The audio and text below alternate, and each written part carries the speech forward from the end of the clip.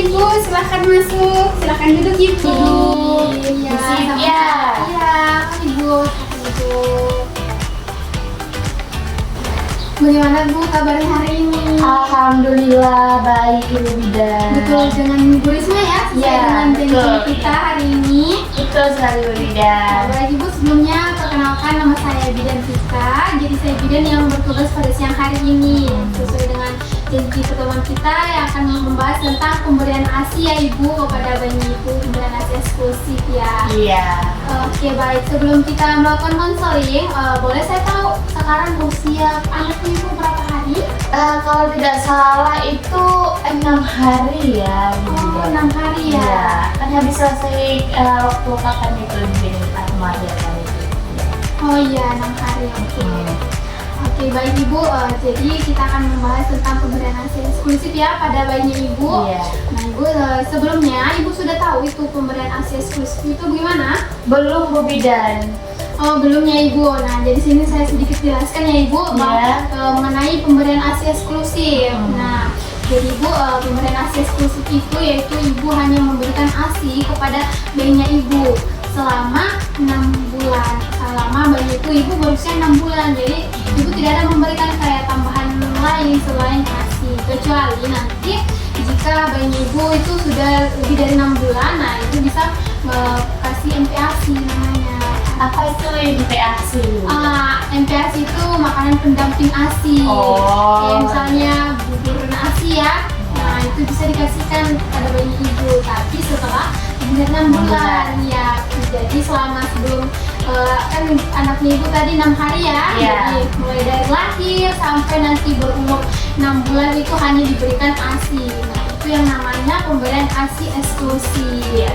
Seperti itu ya Ibu. Iya. Nah, jadi Ibu juga perlu ketahui bahwa pemberian ASI eksklusif ini itu memiliki keuntungan bagi Ibu, terus bagi bayinya Ibu. Nah, untuk bagi bayinya Ibu itu, nah ASI itu kan mudah dicerna untuk bayi.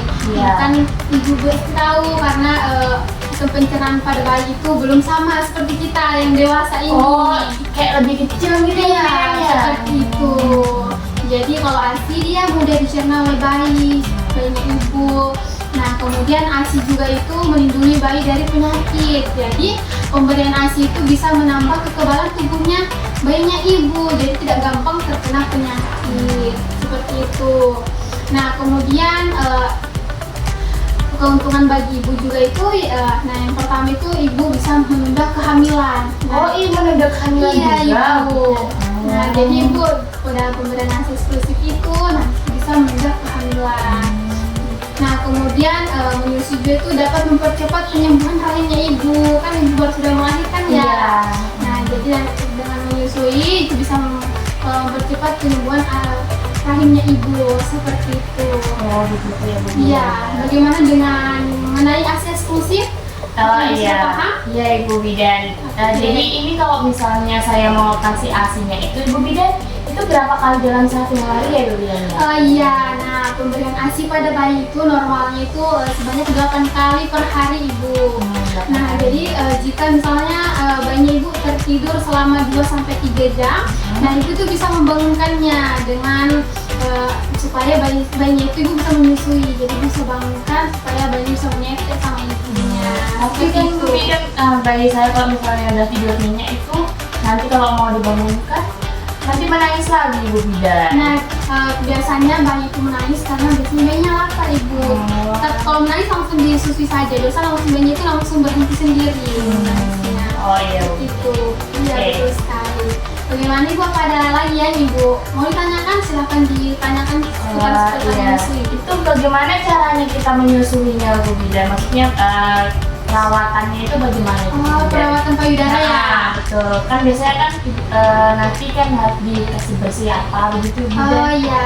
Setahu saya. Nah, Bidan. jadi Ibu memang perlu juga di perawatan payudara itu supaya payudaranya Ibu itu bersih dan steril untuk bayinya Ibu supaya tidak terkena penyakit ya bayinya Ibu dan payudara juga, jadi harus sering dibersihkan. Nah, cara membersihkannya itu Ibu membersihkannya itu sebelum dan sesudah Ibu menyusui.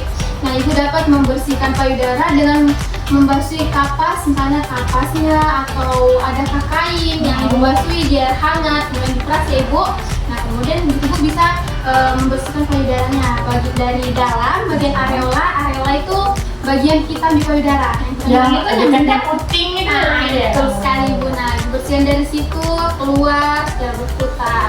Nah apalagi sebelahnya ibu seperti itu. Oh iya Bu Bidan. Iya. Terus Bu Bidan itu kok misalnya bagaimana caranya supaya asinya kita itu lancar Bu Bidan? Kan biasa mampet tuh Bu Bidan. Oh, bisa dalam ya untuk meningkatkan produksi ASI ya. Iya.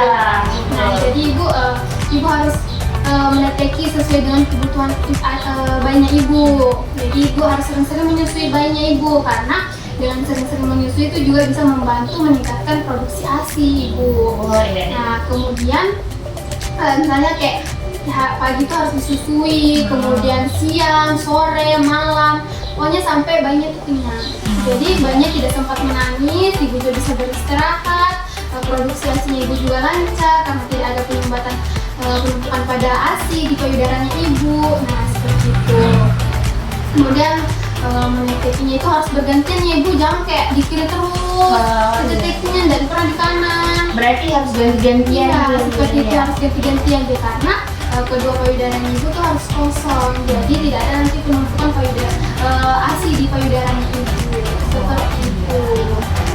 Nah, bagaimana ibu dari penjelasan saya mengenai pemberian ASI eksklusif, cara perawatan, apakah ini sudah jelas atau kurang jelas? Alhamdulillah ya Bu Bidan ya, alhamdulillah sudah jelas. Terus apa namanya lagi Bu Bidan, kalau misalnya itu anunya Bu Bidan, bagaimana itu nanti ASINya supaya lancar Bu Bidan? Makanan apa yang harus dikonsumsi Bu Bidan supaya ASINya lancar?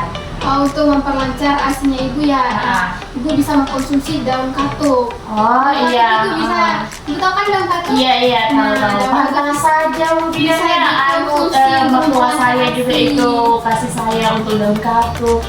Alhamdulillah, Iya. mungkin ibu mertuanya sudah berpengalaman ibu. Iya. Nah iya, daun katuk itu bisa bikin sayur, nah itu bisa makannya, nah itu bisa membantu memproduksi ASI juga ibu. Seperti itu. Iya. Oke, baik Bu Bidan. Bagaimana ibu? Ada lagi yang mau ditanyakan mungkin? Nggak ada Bu Bidan, alhamdulillah sudah terjawab semua. Alhamdulillah kalau begitu ya ibu. Nah sekarang konseling kita mengenai pemberian ASI eksklusif sudah selesai ya ibu. Mungkin kalau minggu depan atau kapanpun ibu ingin ada yang tanyakan, bisa datang kembali ke saya. Ibu bisa buat janji karena sudah ada nomor saya ya. Iya, sudah ada. Tinggal dihubungi saja, kita buat janji kapan. Nah kita bisa melakukan konseling lagi. Kita mungkin ke depan ibu ada masalah dalam merawat bayinya, kesulitan, bisa datang ke saya. Iya. Terima kasih ya Bu Bidan ya. Iya, Alhamdulillah sama-sama. semuanya juga sudah jelas apa yang Iya, tadi Bu Bidan alhamdulillah. menjelaskan tadi ya Bu Bidan ya. Dari perawatannya, ASI eksklusifnya sampai 6 bulan, Iya, bahkan sampai 2 tahun aja Bu Iya, Bidan ya sampai tadi ya. 2 tahun. Iya. Jadi itu harus pemberian ASI eksklusif 6 bulan, MPASI nanti dilanjut setelah Oh, usia iya. lebih dari 6 bulan.